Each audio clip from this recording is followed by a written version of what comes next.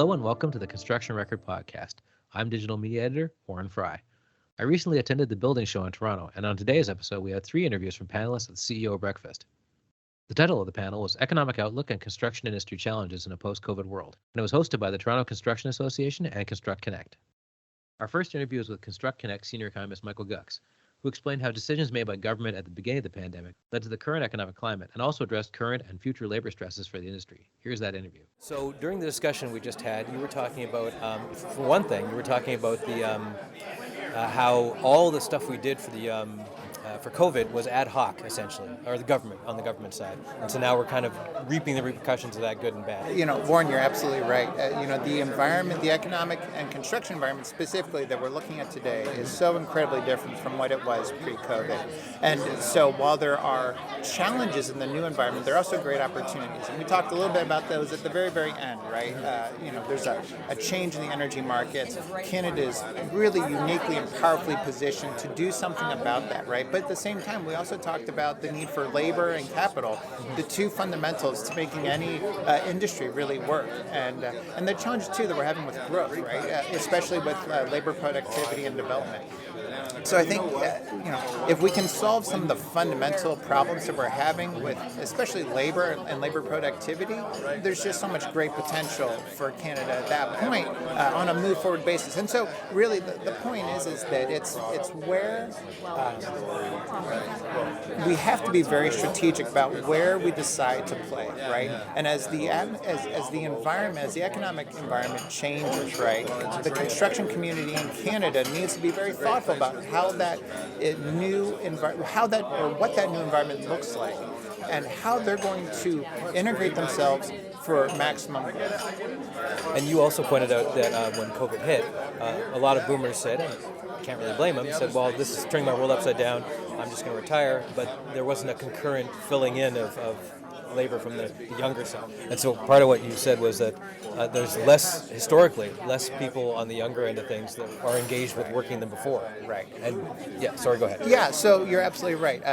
The real challenge is how do we engage the younger workers, especially that 15 through 24-year-old group, which so far has been relatively disconnected from the labor force relative to their peers of prior generations. So that is the challenge, right? And we need to educate them to understand the opportunities that are available in the construction industry, but we also need to explain to them that it's not their dad's or their mom's construction industry from a generation ago, right? The opportunities to do great things, right? To innovate, to use new products and new technologies, makes the laborer's job today look very different from what it was a generation ago. And I don't think that we necessarily educate that workforce as to those changes, and that's to the hindrance of the construction industry. And it's not all doom and gloom. You also said that the canary in the coal mine is commodities, and they aren't looking as bad as they were. That's right. So, I would talk about copper. Jeff, I believe, mentioned how rebar prices are coming down. These things need to normalize. In the end, when we look at the cost of construction, especially in the multifamily and residential side, the price growth has far outstripped real incomes. So at some point, these things, the multiples become such that market has to adjust to the income growth that homes are seeing, that families are seeing, right? So all of these things tell us that there has to be a normalization, and we may be seeing that normalization come through in a very early way through those commodity prices, which of course are fundamental because they lay the foundation for all the more complicated products from which they are made of. Okay, great, thanks. Our next interview was with Jeff Murva of Murva Consulting Inc., who lent us some of his expertise on the challenges of building high-rise projects in dense areas of Toronto's downtown core. We were talking about you do a lot of stuff in the metro downtown area, and you said there are a lot of challenges. So let's kind of list off some of those challenges now in the quote-unquote post-COVID world. Oh my goodness, there's more challenges than I could list in 1 minute. I think I'm going to probably focus on what's forefront of my mind right now these days with my clients and the contractors that we work with. I think one of the biggest challenges is getting people, be it trades on site, tradesmen on site, or educated construction professionals. There's very few and far between, and certainly the demand for these people is increasing. As the economist had just said, in the Toronto market, we're experiencing a 10% increase in the future, or at least that's what they're predicting. I think that that's actually understated, quite frankly, based on what you see in terms of permits and applications for rezoning, etc. But that's 10% on top of unprecedented highs in volumes that have been increasing every year. So it's extremely difficult for us and the construction trades to be able to service the demand that continues to grow. So I mean that's one of our biggest challenges. Now with post-COVID, with interest rates rising, there's challenges in terms of making projects viable. Certainly we know that we've got over 500,000 people coming every year in the future now, and so there's lots of emphasis on us to, as a sector, to be able to provide new homes. And on top of that, there is a desire or a need for us to provide affordable homes, that being counteracted by the fact that we are still dealing with cost escalations that are significant. We had a 12% cost escalation last year, and this year it's almost the same. So that is challenging onto its own. There's just it continues. It just goes on and on and on. And then there's supply chain. Right. You know, I have a project that we were supposed to hand over 3 floors a month ago, and the tile just got offloaded from the ship that was sitting in off the coast of the Vancouver port. Right. It just got offloaded last week. So now it's making its way across Canada to us. There's so many things, and you know, I think our industry deserves a lot of credit, because all the way down to the labor foremen who are working with their crews on the job, they are doing more with less, and they are being innovative in ways that they were doing things before, and it's clear across the board. Everybody's really stepping up to the plate. And you mentioned that there's a real problem with not just in the metro area, but in the sort of the outskirts of Toronto too, to getting people out there, because it's just a giant pain and not affordable to come to work, essentially. Yeah, well, you know, the reality is that housing is becoming more and more expensive. Cost of living is going up, and everybody, we all go through the same life cycle. You know, when we're younger, we're a lot more flexible, but as we grow older and we start to have families and so on, families need to have homes in which they can afford to live in. Exactly, yeah. Which then forces some people to have to move out to further areas, and then you've got the commute that you add on to your day. And you know, if you, like most of us, if you have children, you got to be home for your children and get them out of school or daycare, or get them off to whatever practice it may be, or tutoring. So there's the travel and the commute, and the fact that the city is getting bigger and more difficult to navigate through because of congestion. It just makes working downtown more difficult. It makes it less desirable from a trades perspective. So those things, they end up evolving into higher costs. And you mentioned that these higher costs, not those specifically, but higher costs in general, the owners have to take more of an onus on it than they used to, but they aren't. Well, the owners, inevitably they do, because they're paying more. So they're trying to make the numbers work such that they can still afford to build, and that they and the governments, there's consistently increasing development charges, etc. Municipalities are putting more pressure on the ability to successfully build new homes. So there's all sorts of challenges, but it's a concerted effort by all stakeholders involved. And I mean, we're still getting it done. And thankfully, CMHC and the government is stepping up by providing access to more affordable financing that enables us to be able to at least attempt to tackle the affordable housing need and demand. Okay, Jeff, thanks very much for joining us. Our final interview is with John Mollenhauer, the president and CEO of the Toronto Construction Association. We had a wide-ranging discussion about some of the issues raised during the panel and the current state of the construction industry in Ontario and across Canada. So from the association level, what do you think of the post-COVID world, at least in terms of Toronto and beyond? Well, I suppose the simplest way to characterize the post-COVID construction world is uncertain. Mm-hmm. You know, we know that there were lots of things happening in disruption terms pre-COVID that would have had our industry evolve and change. Layer on that, you know, a pandemic unlike anything we've seen in over 100 years, mm-hmm. and as you can well imagine, there are a bunch of dynamics at play. I thought our panel this morning was excellent. Mm-hmm. Very different perspectives, which was interesting, an economist and a U.S. economist at that, sort of looking at things from the perspective of our economy, which has been in turmoil through the pandemic. And I'm not sure what that recovery looks like. There's talk of a recession one day soon. Mm-hmm. It keeps being one day soon. Inflation so high that even rising interest rates aren't doing much to combat that. Mm-hmm.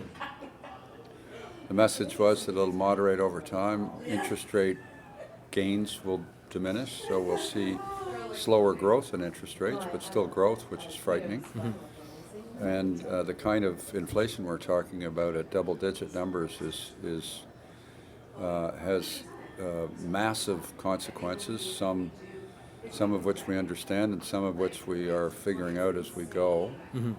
We talked today during the session about labor, and of course there's a labor shortage today. I think Buildforce is telling us that number in the industry across Canada right now is 89,000, and that's, you know, as a consequence of baby boomers retiring, mm-hmm. and too few coming in, but that number will grow in severity. Their forecast for 2028 was 261,000. It's at 89 now. Mm-hmm. And perhaps as many as 300,000. And that's a big number to make up.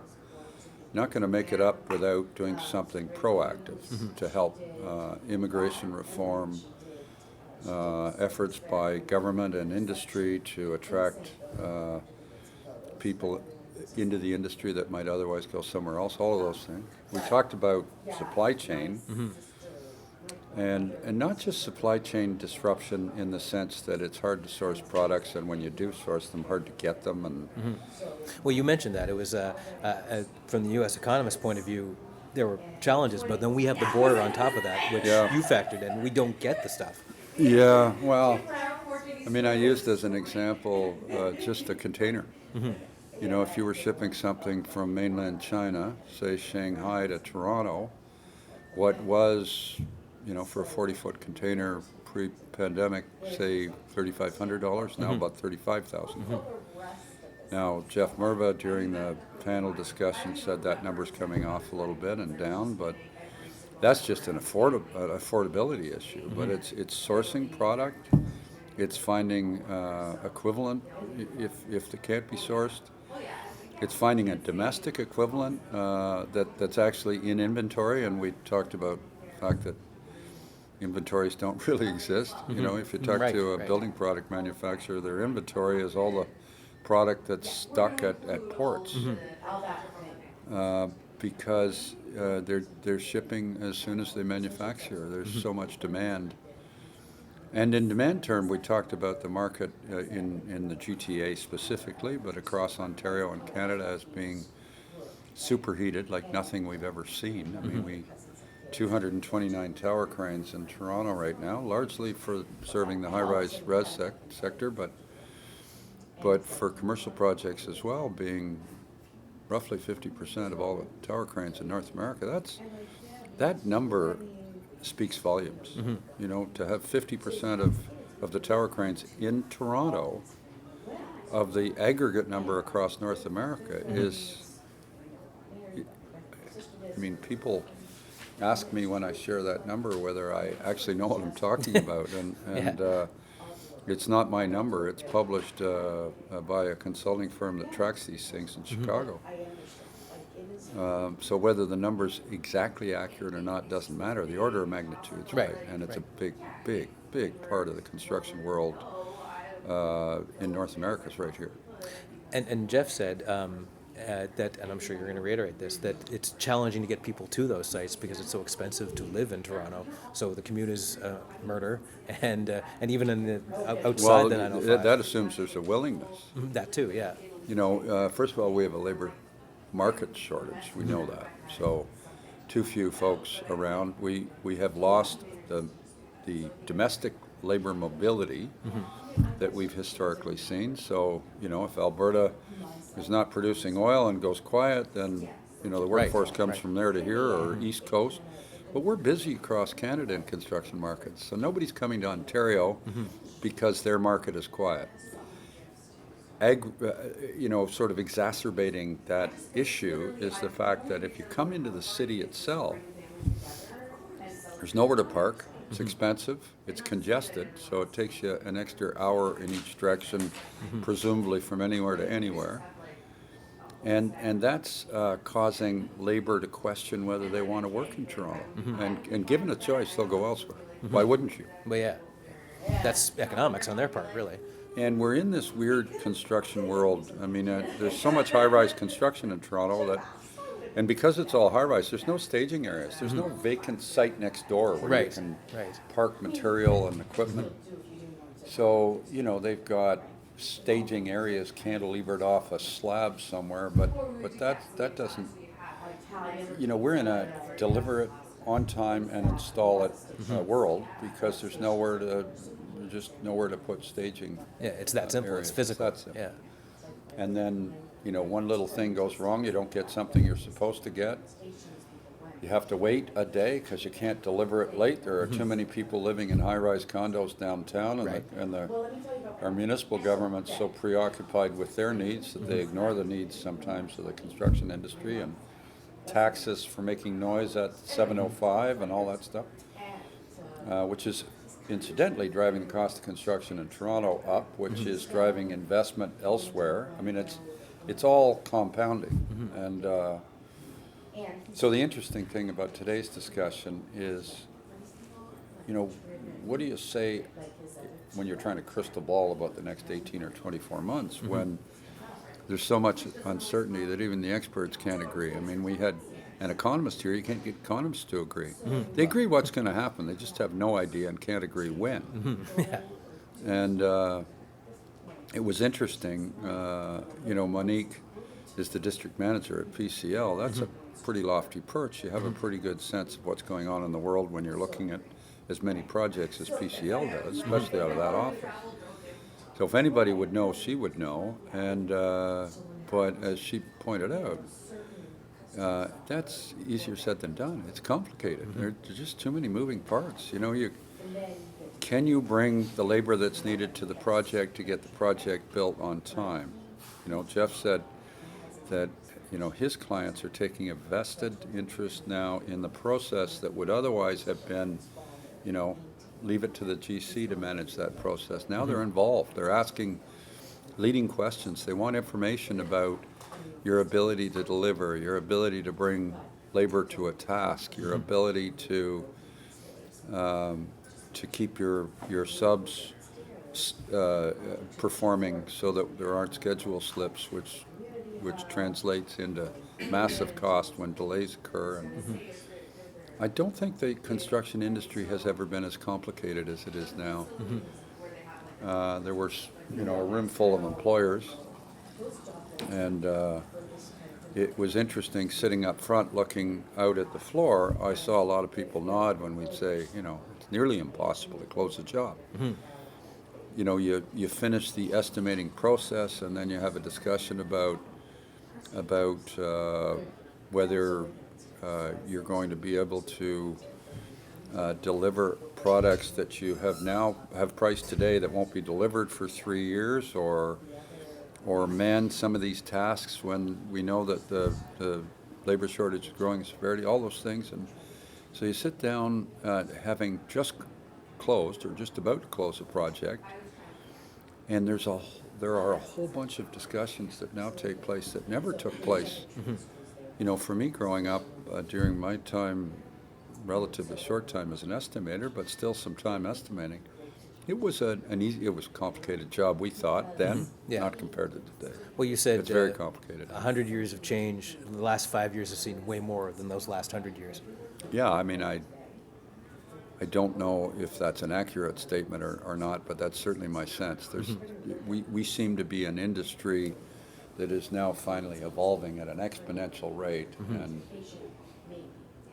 not that much has changed in the 100 years before that, because if you were a mason or you're a bricklayer, you're arriving on site and you're stacking the bricks and doing the mortar and doing everything the way you did. Yeah.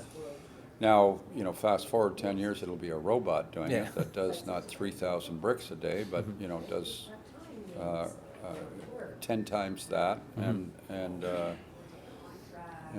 once they have artificial intelligence and all those other things, they don't even need supervision. It's just, well, we'll see. It's just, hey, I'm not saying that's where we'll be in 10 years. I'm just saying that's where we're pointed. Yeah, fair enough. And all of those things will cause change that'll be in the exponential order for an industry that had not evolved a ton.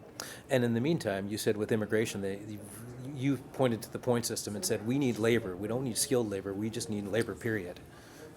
I'm not diminishing how skilled the labor is we bring in. I think there is a system that immigration uses to try to determine the sense of urgency that is misguided. It needs to be reformed. We desperately need labor in across all trades, but some of them are less skilled in terms of the way they interpret it with their point system, and therefore we would have a sort of a distorted sense of urgency about whether we need them or we don't. Okay. And so it isn't just more bodies we need to reform the system that decides who gets in and where the priorities are. And the more people we have, the more places we're going to have to build anyway. Yeah, so. And then, we've got things like temporary foreign worker programs. Well, that's all well and good if immigration's in sync. So you get 5 workers approved through a temporary foreign worker program, and then immigration doesn't get the approval for 6 months. That's not doing any good. No. Or you get the approval, and now you've got to find a home for those 5 people that you've just found approval for through temporary foreign worker program, and that's easier said than done. And there was so we need to address that issue before we ask, so that we have answers for the questions that will inevitably be asked, and it's complicated. Everything is complicated. If you take any one of these things on its own, it's not that complicated. But when you look at the dynamic, all the moving parts, it's the pure number of them that makes it complicated. Despite that, finally, are you optimistic about the industry, or is this not the worst, but is this the most complicated, I guess, you've ever seen it? I mean, I think growth will diminish. We can't sustain the kinds of the volume we've had. We've already seen it. Jeff talked about all the residential projects and commercial, number of mixed use that are on pause. A lot of high-rise res projects have gone on pause, and what he basically said is his clients are thinking that perhaps prices will come down in 6 months or whatever. And Jeff is telling his clients that he doesn't see that happening at all, that what goes up doesn't always come down. And he is encouraging his clients, for the most part, to pull the trigger and get under construction, because that softening of prices that they think is coming is likely not real. So how optimistic am I? There's a lot of work for tender.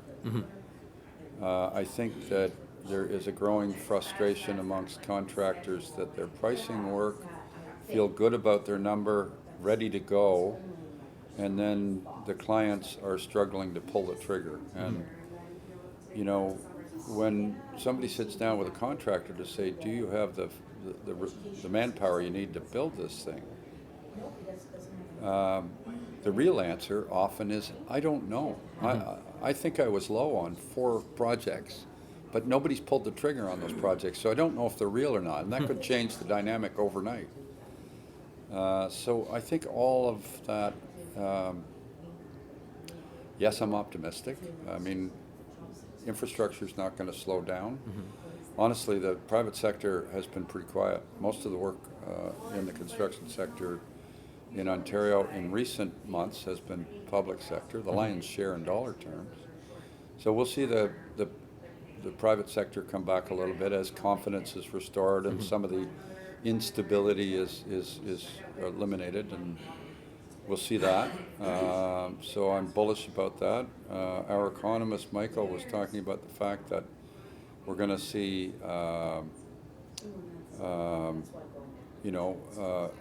a growth in industrial, growth in commercial, growth in, and some of the numbers he shared were pretty good numbers. So maybe a little more uncertain on the high-rise res side, but in low-rise res, who knows? I mean, we know there's a growing demand. It's just the economics. I mean, if you're a developer and you're trying to plan a project, you generate something called a pro forma that aggregates all your revenue stream, or the revenue stream you're predicting for the project, assuming you've got, pre-financing thresholds or pre-construction financing thresholds of 70-80%, which is kind of the norm. And then you look at the cost side, and will you get the revenue growing? If you're assuming that you're going to sell 80% of 1,000 condos at $1,900 a foot, and hopeful that the 20% you don't pre-sell to meet the construction financing threshold sell in 2 years at $2,200 a foot, is that real or imagined? What if you're not seeing that growth? That's your profit. On the cost side, they can't get firm pricing on anything, so they're worried that they don't have enough contingency on the cost side. And so they straddle the fence and say, I really don't feel comfortable pulling the trigger. I see all this risk on the cost side, and I'm not feeling comfortable that we're seeing enough growth on the revenue side to absorb these cost increases that are happening. So it just all causes this award hesitancy that we're seeing, and I don't see that changing anytime soon. I think for at least the next 6 months, we're seeing buyers of construction struggle. Some decide to go ahead, others are just hitting pause, and I think there's a lot of pause for a while. Okay, well, on that note, John, thank you very much for joining us. My pleasure. Have a good one. Thanks for listening to the Construction Record Podcast. You can listen to us on Amazon Music, Apple Music, and Spotify, and on the Daily Commercial News and Journal of Commerce websites.